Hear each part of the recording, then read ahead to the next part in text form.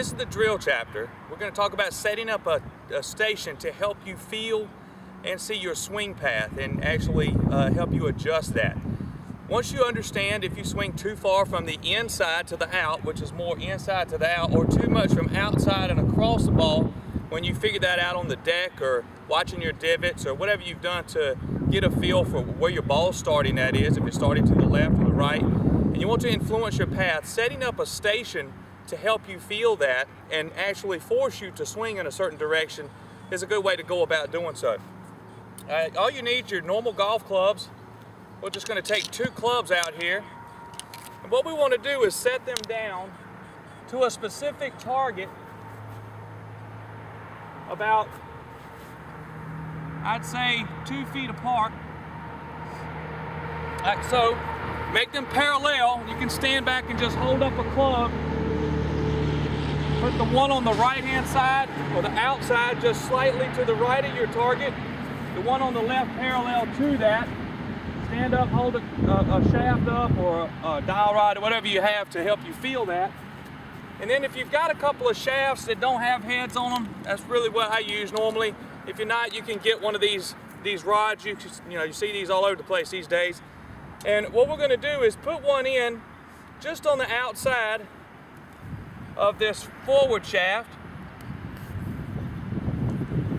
And then we're going to I'm going to use a shaft on this side, one in just on the inside, or outside, excuse me, of this shaft.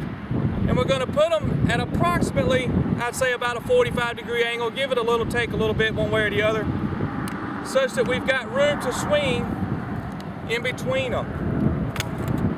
So we've got, I'd say about 1.5 to 2 feet in between these 2 shafts, a shaft in the ground, about a 45-degree angle here, one over here about 45 degree. Now if you tend to come out and over top of the ball, this is what we do to set up making us swing more from the inside. So when we set up and we make a swing, these 2 shafts are going to influence us to swing more from the inside to the outside. And you can make this as difficult as you like. If I want to get it even closer, I'd move this shaft in a little bit further to maybe a foot apart. Move this shaft on in some more. And now it's going to influence me to swing even more from in to out. Now if I tend to come too far from the inside, which is typically not what's going to happen, but some people have this issue, we're going to reverse those and put this shaft on the outside and this shaft on the inside. Make sure you give yourself plenty of room so you don't hit it and hurt yourself. We're going to put that in here.